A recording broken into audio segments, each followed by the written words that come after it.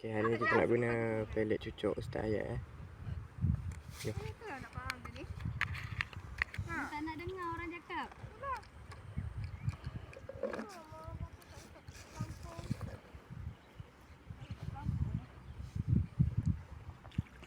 Okay, cara cucuk dia.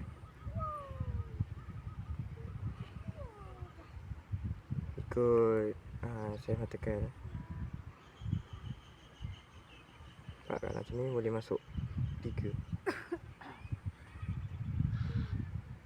Okey. Jom.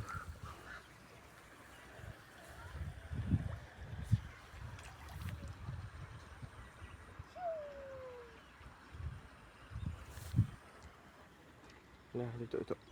Dia kat batin.